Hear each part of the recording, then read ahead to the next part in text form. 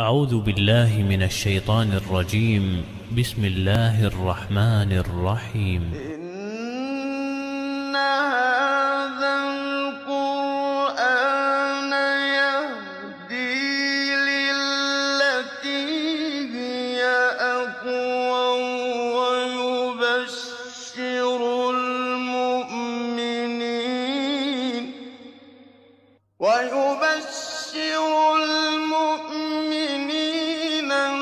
الذين يعملون الصالحات أن لهم أجرا كبيرا. أعوذ بالله من الشيطان الرجيم. بسم الله الرحمن الرحيم.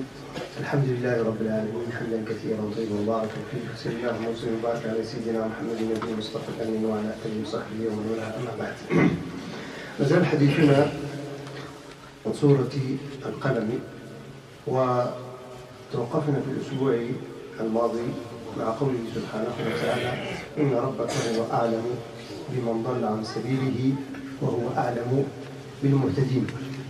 وجلنا في هذه الآية وما تتحمله من مضامين بنوع من الإجمال.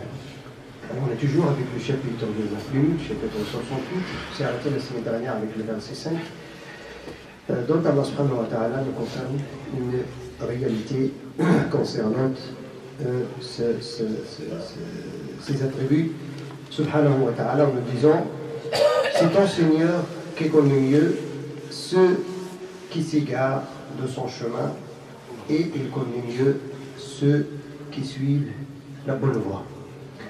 On a fait un petit peu le tour du sens général de ce verset-là pour confirmer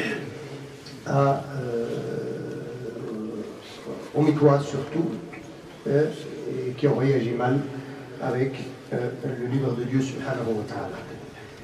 Et Dieu subhanahu wa ta'ala continue à adresser son message au prophète sallallahu alayhi wa sallam par rapport à sa réaction vis-à-vis de l'ignorance et le comportement des Mécois à son époque.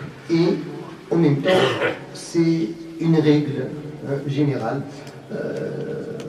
comme le Coran d'ailleurs trace toujours le chemin. C'est pas seulement en adressant un ordre au prophète sallallahu alayhi wa sallam, ce qui veut dire qu'il est exclusif à lui, bien évidemment non, c'est l'ordre est général pour tout le monde. إذا فقال الله سبحانه وتعالى: فلا تطع المكذبين. فكان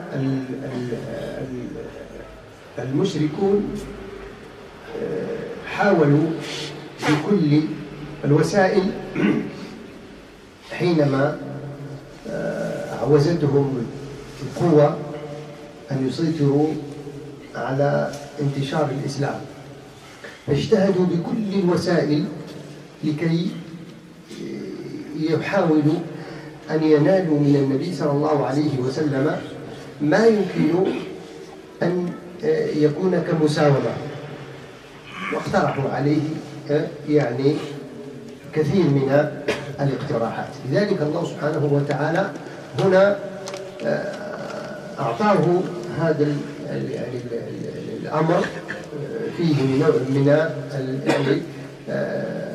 التحذير ومن نوع من الانتباه. الله تطع المكذبين. لماذا؟ لأنه ودوا لو تدهنوا فيدهنون.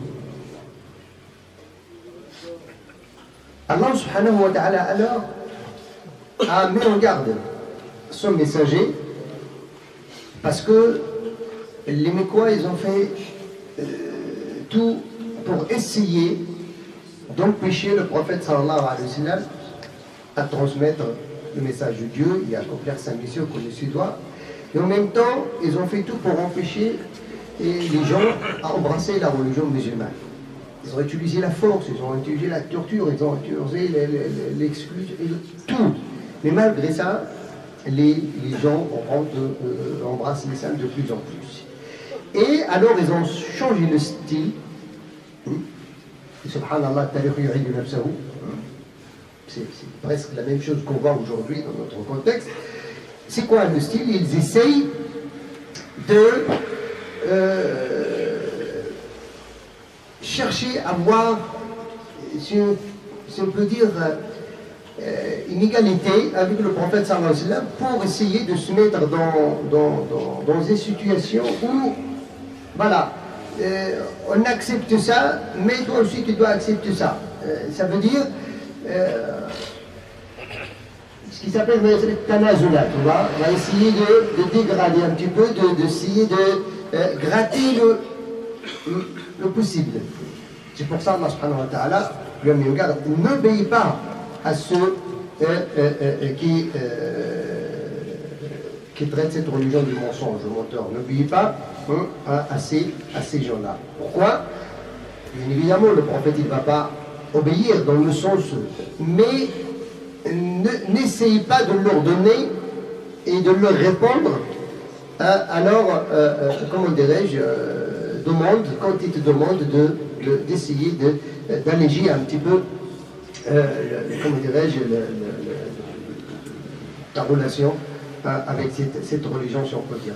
C'est pour ça, Allah subhanahu wa ta'ala dit aussi, ils aimeraient bien que tu transiges.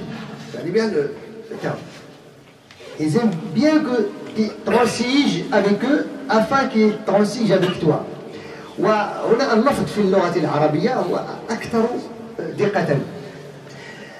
المداهنة نحن نعرفها، يعني المداهنة يعني كما نقول يعني المساياة، يعني داهنه، يعني كما نقولوا تتبع معاه، يعني سلك معاه. من أين جاءت المداهنة؟ جاءت المداهنة من الدهن. إنه نحن نقول حينما تريد أن تجعل الشيء سلسا يسيرا ماذا تفعل له؟ تدهنه. كما نقول شو يعني dire la graisse pour que ça passe. Quand un gros il ne veut pas tourner, qu'est-ce que tu fais? Tu mets la graisse ou bien tu mets une matière comme dirais-je pour qu'il puisse, voilà. C'est comme ça. Quand tu vas faire pas un massage, tu mets des. Alors pour que la chose ça passe, c'est comme le ciel, voilà. Regardez le terme arabe, comment Allah subhanahu wa ta'ala utilise ici, ça veut dire quoi? Il ne faut pas, ça veut dire essayer de s'incliner avec eux parce qu'ils vont essayer de gratter sur toi comme quand quelqu'un il veut chercher, comment dirais-je, une chose, il sait peut-être qu'il ne va pas l'atteindre comme ça, ou bien c'est illicite ou c'est pas bien, il cherche, non mais tu sais quoi, il cherche à te mettre un petit peu de c'est de faire passer, c'est pas grave, essaye de faire passer. لذلك حتى الرشوة كنسميوها الدهن. ياك الرشوة دهن السير يسير. Voilà, c'est ça la formule. C'est pour ça, الرشوة c'est quoi? C'est laisse passer les choses, c'est bon, n'évolue que l'essentiel, voilà. Rends-moi. Tu sais que c'est pas bien, parce que c'est quand on va vers la corruption. Je sais que c'est pas mon droit. Alors j'essaye de transiger, j'essaye de embellir un petit peu le. Voilà. Alors Allah subhanahu wa ta'ala il a fait attention. Parce qu'il souhaite que tu te renseignes. Comme les transiges. Alors ils sont capables. Ils sont, comment dirais-je, ça ils arrivent à un niveau que, alors c'est pas la peine de fréquenter ces gens-là, c'est pas la peine d'y aller jusqu'au au bout. Alors on va faire quoi? C'est bon, un pas vers nous, tu fais un pas vers nous, et nous on fait un pas vers toi. C'est pour ça ils ont proposé pour en fait ça là. Alors maintenant tu veux pas cesser d'insulter ou bien de mépriser nos idoles et machin, et, de critiquer notre religion, on va faire une chose. نعبد ربك سنة وتعبد إلى آلهتنا سنة. Voilà, on va se mettre d'accord. Maintenant c'est bien. On a trouvé la solution. On va adorer ton Seigneur un an et l'année prochaine, on va adorer, toi tu vas adorer nos idoles. Comme ça, on est égaux. Elle dit Moussawama. Ça veut dire, voilà. Tu me rends service, je te rends service. وهذا تعرفون حتى في باب الفقه هذه المعاملة لا تجوز. C'est quoi ما يسمى يعني الزواج مثلا كان بعض الأعراب يفعلون أنه زوجني بنتك وأزوجك بنتي أو زوج ابني بنتك وبنتك تزوج ابني يعني على أساس أنه أنت لا تعطي المهر ونحن لا نعطي المهر. Ça devient voilà non c'est pas la même chose.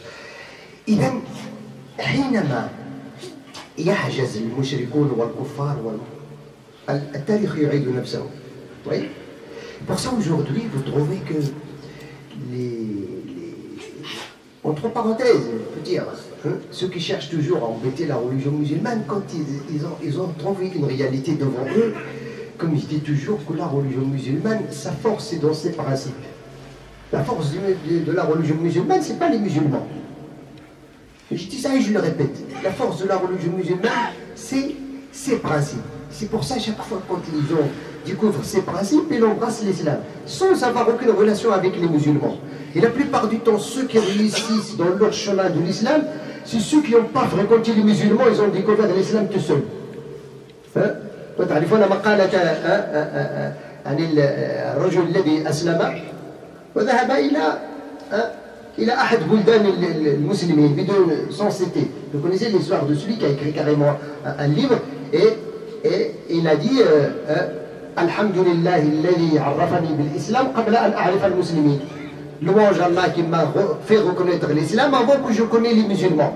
Il a embrassé l'islam à travers ses recherches, à travers, il a trouvé les principes. Et quand il a voyagé dans un pays musulman, il a trouvé le désordre total. Tout ce que l'islam interdit, il l'a trouvé là-bas. Et tout ce que l'islam a autorisé et incité, il l'a pas trouvé. Il a dit, Alhamdulillah, Rabbil Alamin, je connais l'islam avant que je connais les musulmans.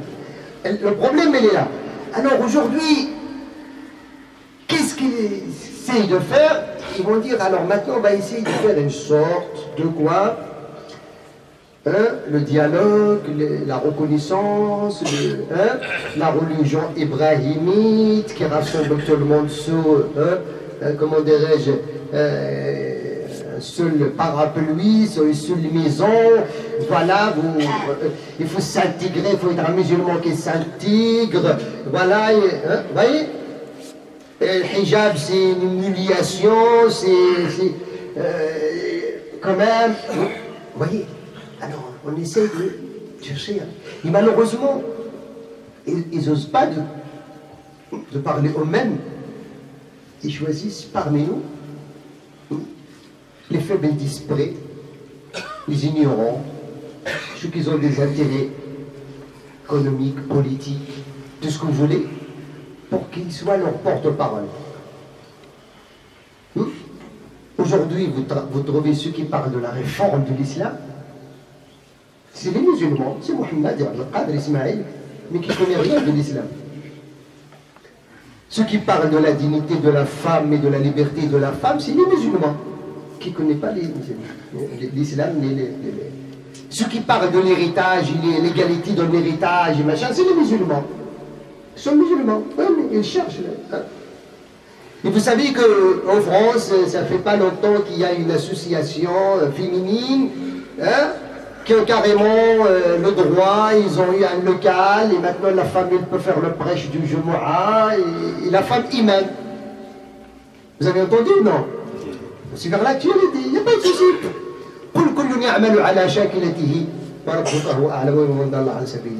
Chacun travaille, il n'y a pas de souci. Maintenant l'imam, la femme, elle vient, son hijab, elle fait le prêche, et les femmes et les hommes mixtes, ça veut dire une mosquée mixte, où tout le monde prie.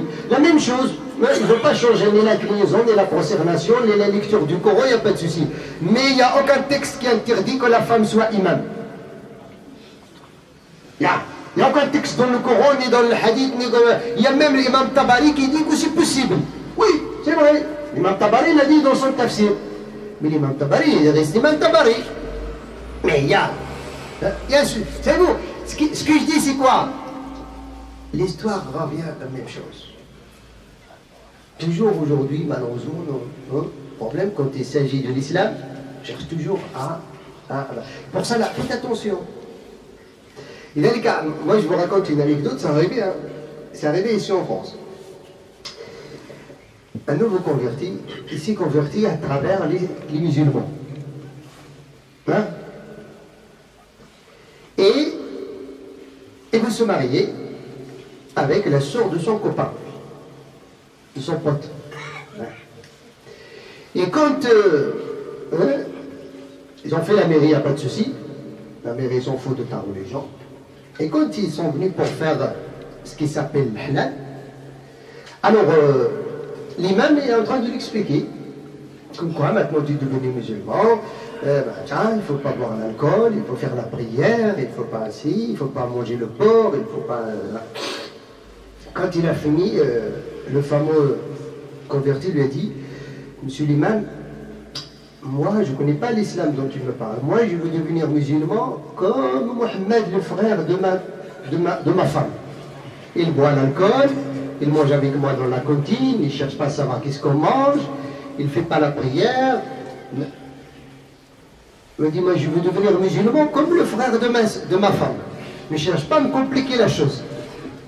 Et lui, le problème il est là. On peut lui dire, on ne peut rien lui reprocher lui, parce qu'il a connu l'islam à travers un mauvais chemin. Oui. Aujourd'hui, les Occidentaux, il faut s'intégrer. C'est quoi s'intégrer? Peut-être s'intégrer que quand l'imam va faire approche, il faut lui poser une bouteille de champagne. C'est ça s'intégrer, qu'est-ce qu'il veut, c'est cela. Oui. Le problème, l'islam il s'intègre dans le monde. Mais de quelle façon? Le problème il est là. S'intégrer comment? Je crois que le fait de s'intégrer, c'est le fait d'être un citoyen utile. C'est pas boire de l'alcool et s'habiller n'importe comment. Ça, c'est pas la chose. C'est pour ça, regardez, Allah subhanahu wa ta'ala met en garde son messager. Fais attention. Il y a des principes. C'est plus fort que toi. C'est plus fort que moi. Ça n'a rien à voir avec moi. La religion, on ne peut pas. Après, il nous dit parfois, mais quand même, vous pouvez faire comme les autres religions avant vous, qui ont eu le courage de réformer et de changer et d'adapter la religion à leur contexte. Machallah. Oui. Je ne vais pas creuser non plus, sinon on va trouver les sommes comme ça, Allah Musta'an. Alors, directement Allah subhanahu wa ta'ala va parler d'une personne. Et cette personne, malgré que le Coran نزل على الوليد بن المغيرة والأخنس بن شريك هذه الآية ولا تطع كل حلاف مهين هماز مشاء بنميم مناع للخير معتد أثيم عتل بعد ذلك زنيم. Allah subhanahu wa ta'ala a donné ces défauts-là. Ça veut dire il ne faut pas obéir à aucun grand jureur, méprisable, grand diffamateur, grand colporteur de médisance, grand empêcheur du bien, transgresseur, grand pécheur, au cœur dur, et en plus de cela, bâtard. Aujourd'hui, on jure, aujourd'hui, on calomnie, on dit faites attention, les Algériens, les Marocains, les Tunisiens, la mosquée de ci, la mosquée de ça, la mosquée de Paris, le IEP, les frères musulmans, les gens de Tablir, faites attention, les salafistes, les machins, les médias essayent de faire tout pour mélanger, pour faire de l'islam une salade mélangée comme quoi. Alors, maintenant on est perdu. C'est qui possède la vérité et la réalité? Pour ça, moi je leur dis toujours, je mets vraiment en défi ceux qui cherchent à comprendre l'islam, de faire appeler un savant de l'islam qui n'a pas d'étiquette qui va parler de l'islam, mais qui ne va pas parler de ni ses origines, ni son parti, ni sa doctrine, mais il va parler de l'islam. Il ne va pas parler ni de son shir, ni de son groupe, ni de ses objectifs à lui, mais il va parler directement de la source. Comme le prophète sallallahu alayhi wa sallam. C'est comme ça, ils essayent d'une façon ou d'une autre de le faire. Alors regardez, comme je dis toujours, le prophète sallallahu alayhi wa sallam a subi la même chose que nous aujourd'hui. Avec malheureusement toujours ceux qui prétendent des musulmans. Allah subhanahu wa ta'ala. نفقنا الخير الحمد لله رب العالمين